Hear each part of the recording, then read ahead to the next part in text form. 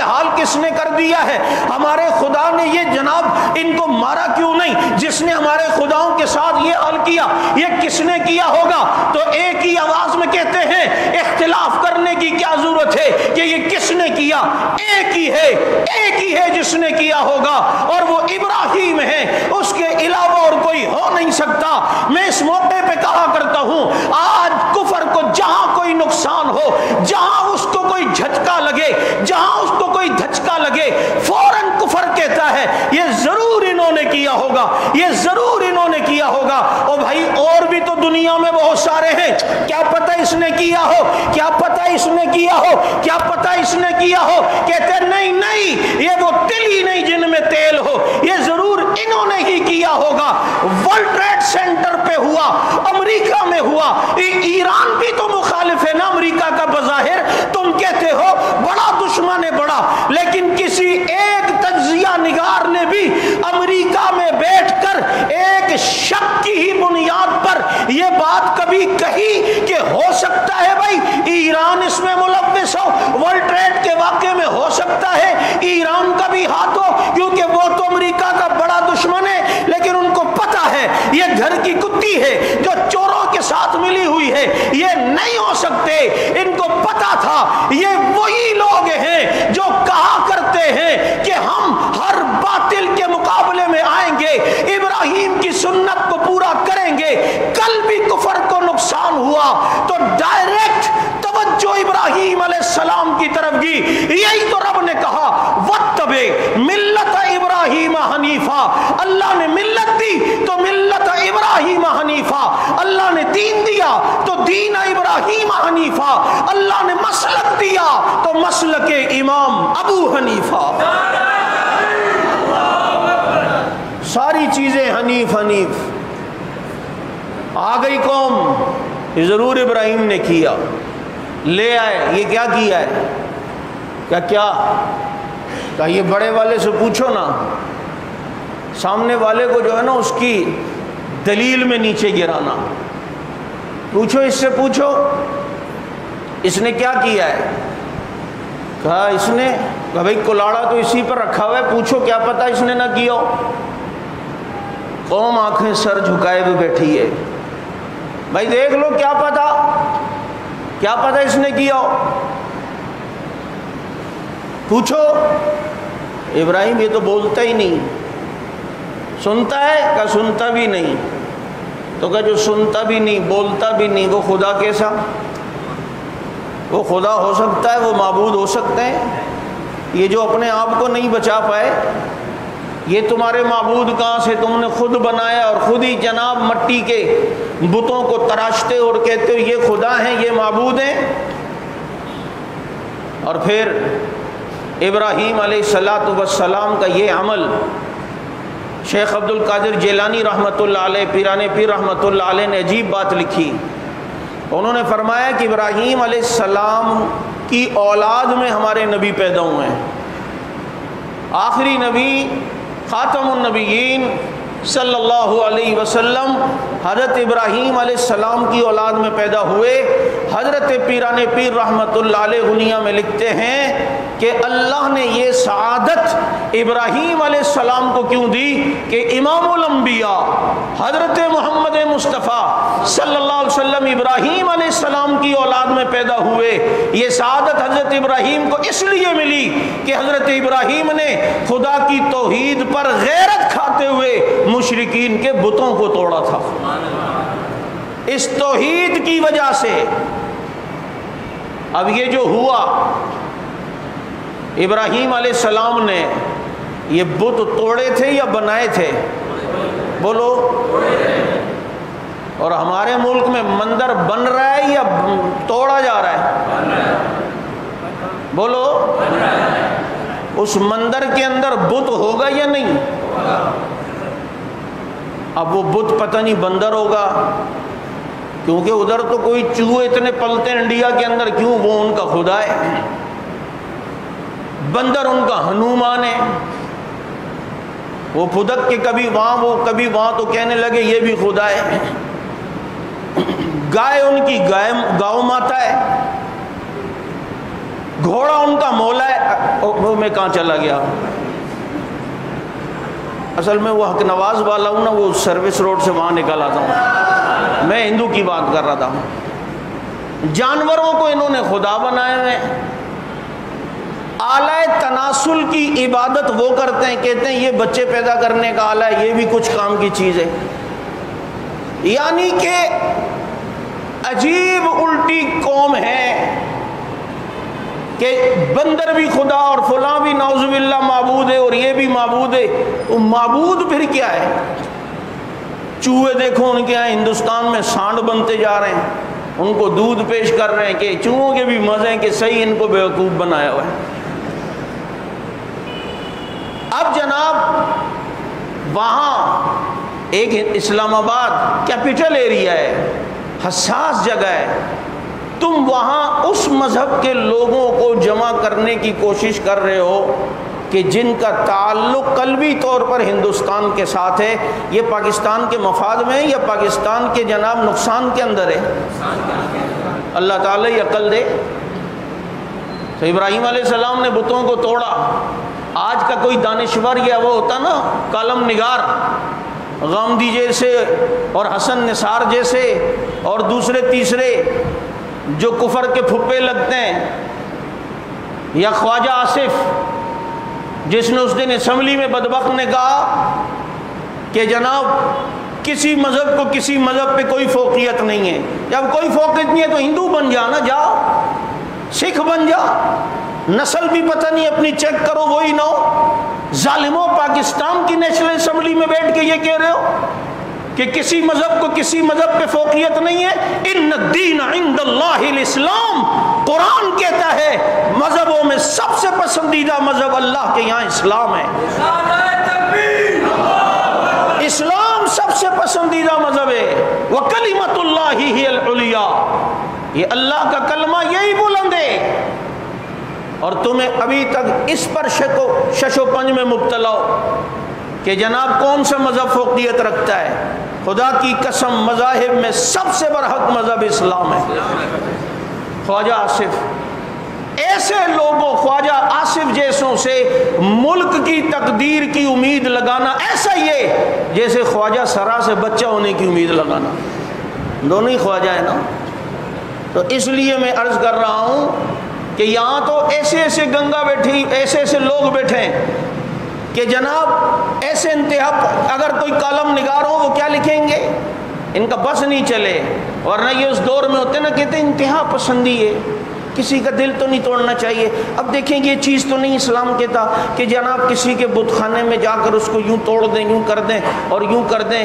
اور یہ تو انتہا، یہ نبیوں کو نعوذ باللہ سمجھا رہے ہوتے، جن کے اوپر امن امن امن امن کا جو بھوت سوار ہے نا. امن ہو، لیکن جب کفر شرارت پر آئے تو وہاں پھر بدر بھی ہے، وہاں پھر احد بھی ہے، وہاں پھر یرموک بھی ہے، تبوک بھی ہے. امن تو ہے جب اسلام کا نظام آیا، وہ سب سے بنیادی چیز ہی امن ہے. لیکن میں ایسے لوگوں کے بارے میں کہ جو کسی کافر کو بھی کوئی تکلیف ہو، برما میں لاکھوں مسلمان شہید ہو جائیں، ان کے قلم حرکت میں نہیں آتے، ان کو دکھ نہیں ہوتا. شام میں لاکھوں مسلمان شہید ہو، ان کو دکھ نہیں ہوتا. کسی جگہ کہیں کفر کو کوئی ہو جائے فوراً یہ بات غلط ہے، یہ چیز نہیں ہونی چاہیے. دیکھیں چھوٹے چھوٹے بچے چلے گئے، یوں چلا گیا وہ. اسی لیے تو اقبال نے کہا تھا کافر کی موت سے بھی لرزتا ہو جس کا دل، کہتا ہے کون اس کو کہ مسلمان کی موت مر. تو ابراہیم علیہ السلام نے جو کام کیا صحیح کیا یا غلط کیا؟ بولو. تو میں نے اس جمعے ایک مسئلہ بتلایا تھا کہ جہاں کفر نہیں ہے، آبادی نہیں ہے، وہاں ان کی عبادت خانے بنانے کی اسلام میں کوئی گنجائش نہیں ہے. ہاں اگر کسی اسلامی حکومت میں کسی جگہ پر کوئی غیر مسلم رہتا ہے اور ان کی عبادت خانہ بنی ہوئی ہے، اس کو نہیں توڑا جائے گا. اسلام ان کے ذمیوں کے تحفظ کی ضمانت لیتا ہے، چنانچہ اب وہ وہاں عبادت کرے. لیکن اب جہاں پر کفر ہے ہی نہیں، تم زبردستی لا کے وہاں پر بٹھاؤ اور وہاں کفرستان بناؤ، اس کی اسلام کبھی بھی اجازت نہیں دیتا. تو ابراہیم علیہ السلام کی یہ قربانی کہ اللہ رب العزت کی توحید کے لیے معبودان باطلہ کو تہس نہس کیا، آج اسی قربانی کا نتیجہ ہے کہ ابراہیم علیہ السلام کی یاد ہمیں اللہ تعالیٰ نے حج اور قربانی کی صورت میں یاد کروائی۔ میرے دوستو، یہ ذی الحج کا عشرہ شروع ہو چکا ہے۔ میں نے گزشتہ جمعہ بھی اس کے فضائل میں بات کی تھی کہ اس کے دنوں کے عبادت بھی اللہ نے بنائی اور رات کی عبادت بھی بنائی۔ اللہ کے نبی نے فرمایا کہ ان 10 دنوں سے زیادہ کوئی بہتر دن اللہ رب العزت کے یہاں عبادت کے لیے اور نہیں ہے۔ اس کی رات کی عبادت کو، ان 10 دنوں کی راتوں کی عبادت کو اللہ نے شب قدر کی عبادت کے ثواب رکھا ہے۔ ان 10 دنوں میں کسی ایک دن روزہ رکھیں، اللہ تعالیٰ 1 سال کے روزوں کا ثواب عطا فرمائیں گے۔ اور 9 ذی الحج جمعے کو آ رہی ہے پاکستان میں، اگلے جمعے 9 ذی الحج کا جو روزہ رکھے گا، اللہ رب العزت اس عرفہ کے روزے رکھنے کی برکت سے 1000 دنوں کے روزے کا ثواب عطا فرمائیں گے۔ یہ عبادت کے دن ہیں، اپنی کچھ نفلوں میں اضافہ کریں، کچھ تلاوت میں اضافہ کریں، کوشش کریں کہ عصر کی جو 4 سنتیں ہوتی ہیں غیر موقدہ، اس کو بھی ان دنوں میں ضرور پابندی سے پڑھیں۔ عشاء کی جو شروع کی 4 سنتیں غیر موقدہ، اس کو بھی پابندی سے پڑھیں۔ کچھ نفل میں اضافہ کر لیں، کچھ تلاوت میں اضافہ کر لیں، کچھ ذکر میں اضافہ کر لیں، گھر والوں کو بھی کہیں۔ اور اس عشرے کا کثرت سے جو وظیفہ ہے وہ سبحان اللہ، الحمدللہ، ولا الہ الا اللہ، واللہ اکبر، یہ تیسرا کلمہ اس عشرے کا خاص وظیفہ ہے، جو حدیث میں جس طرح آتا ہے کہ اس عشرے میں تحلیل زیادہ ہو، تکبیر زیادہ ہو، تحمید زیادہ ہو۔ اسی لیے 9 ذی الحج کی فجر سے 13 ذی الحج کی عصر تک مسلمان تکبیرات تشریق بھی پڑھتے ہیں، اللہ اکبر، اللہ اکبر، لا الہ الا اللہ، اللہ اکبر، اللہ اکبر وللہ الحمد۔ تو اللہ کی تکبیر، اللہ کی بڑائی ان عشرے کے اندر زیادہ سے زیادہ کی جائے۔ اور جن کو اللہ نے صاحب استطاعت بنایا ہے، قربانی ضرور کرے۔ قربانی کرتے ہوئے نیت کو صاف رکھیں، خالص اللہ کی رضا مقصود ہو، نام و نمود نہ ہو، نمائش مقصود نہ ہو۔ اچھے سے اچھا جانور خرید سکتے ہیں خریدیں، اللہ کی راہ میں اچھے سے اچھا مال خرچ کرنا چاہیے، لیکن اس اچھے سے اچھے مال کو لا کر نام و نمود کا ذریعہ نہ بنائیں۔ جیسے آج بہت سی جگہوں پر ہم نیت پہ تو ان کی شک نہیں کرتے، لیکن اگر احتیاطاً انہیں بتاتے ہیں کہ اگر آپ کے دل میں خدا نخواستہ یہ کہ لوگ ہماری تعریفیں کریں، او جی ان کا جانور تو زبردست آیا ہے، ہماری واہ واہ ہو، ہماری تعریف ہو، یقین کرو اللہ کی راہ میں پھر ایسی قربانی قبول نہیں ہے جو دکھلاوے کے ساتھ ہو، چھوٹا عمل ہو لیکن اخلاص کے ساتھ ہو۔ اللہ رب العزت کو وہی عمل جو ہے وہ پسند ہے۔ ان اللہ لا ينظر الى صورکم واعمالکم، اللہ تمہاری صورتوں اور اعمال کو نہیں دیکھتا، بلکہ اللہ رب العزت تمہارے مالوں کو نہیں دیکھتا، اللہ تمہارے اعمال اور تمہارے دلوں کو اللہ رب العزت دیکھتا ہے۔ تو اس میں نام و نمود نہ ہو، دکھلاوا نہ ہو، ہاں اچھے سے اچھا مال لائیں، اس لیے کہ میں اپنے رب کے راہ میں اچھے سے اچھا مال دوں گا، انشاءاللہ اس سے مال میں برکت بھی ہوگی۔ جن کو اللہ نے صاحب استطاعت بنایا ہے قربانی ضرور کریں، یہ مسلمانوں کا ایونٹ ہوتا ہے، خوشی اور فراغ دلی کے ساتھ اس عمل کو جو ہے وہ کیا کریں۔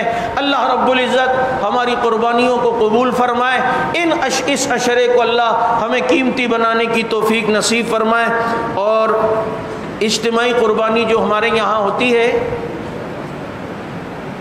جیسا کہ آپ کے علم میں 10,500 روپے حصہ ہے، دوسرے دن جو قربانی ہے اس کی بھی بکنگ جو ہے وہ جاری ہے، پہلے دن کی بھی باقی ہے ابھی کچھ۔ تو جس نے حصہ ملانا ہو 10,500 روپے قربانی کا ایک حصہ ہے، اور 8,000 روپے یہ وقف قربانی کا ہے۔ اس میں آپ کو گوشت نہیں ملے گا، گوشت جو ہے وہ غریبوں، یتیموں، شہیدوں کے یہاں جائے گا۔ چنانچہ وقف قربانی 8,000 اور اجتماعی قربانی میں حصہ جس میں آپ کو گوشت بھی ملے گا وہ 10,500 روپے ہے۔ بینک والے حضرات، انشورنس والے، اسٹیٹ لائف والے، حرام آمدنی والے، I am very sorry not responding at the moment. Please try later وہ یہاں آنے کی زحمت نہ فرمائیں اور پھر آ کر یہاں بحث بھی نہ کریں. اور جناب جتنا ہم سے ہو سکتا ہے ہم بچتے ہیں. کبھی آتے ہیں, اس دن ایک ساتھی کہہ رہا ہے کہ یار یہاں کے لوگ بحث کرتے ہیں, پورا نظام ہی ایسا چل رہا ہے, اب ہم کیا کریں, سارا نظام ہی. تو آپ, میں نے کہا تم ان سے پیسے لے لیا کرو, جیب میں رکھ دیا کرو. کہا آپ جائیں, گوشت نہیں ہے, قربانی بھی نہیں ہوگی. تو کہے گا کیوں؟ کہا پورا ملک ہی لوٹ مار سے چل رہا ہے, تو کیا ہم بھی کر لیں, تو کیا مسئلہ ہے؟ تو کہے گا نہیں نہیں یہ تو بات نہیں. تو کہو بھائی جتنا ہم جہاں بچ سکتے ہیں اتنا تو ہم بچیں نا. بولو, جتنا ہم بچ سکتے ہیں اتنا بچنا چاہیے یا نہیں؟ اور اس میں ایک احساس بھی ہے سامنے والوں کو کہ اپنی آمدنی کے اوپر ذرا غور کریں کہ جناب یہ جائز بھی ہے یا نہیں ہے. اور پھر دوسری بات یہ ہے کہ کم از کم یہاں آ کر یہ بحث بالکل نہ کریں. ہمارا ایک بنوری ٹاؤن والا مزاج ہے وہاں کے فتوے پر. یہاں آ کر کوئی جی وہ فلاں اسلامی بینک میں ہم ہوتے ہیں, وہ تو فلاں نے جائز لکھا ہے. یہ بھائی جس نے لکھا ہوگا وہ جانے, ان کی تحقیق جانے, ان کی تحقیق پہ عمل. ہمارا شرع صدر نہ اسلامی بینک کے نظام پر ہے نہ دوسرے بینکوں کے نظام پر ہے. کم از کم ذاتی طور پر میں, ہمارے یہ جو حلقہ احباب ہے, ہمارے جو بنوری ٹاؤن ہے, یہ کسی بھی بینک کے اس نظام کو جو ہے وہ جائز نہیں سمجھتے. جو سودی نظام کے ساتھ جو یہ سلسلہ چل رہا ہے, اللہ رب العزت ہمیں اس سود سے بھی محفوظ فرمائے, حرام آمدنی سے بھی محفوظ فرمائے. وآخر دعوانا الحمدللہ رب العالمین.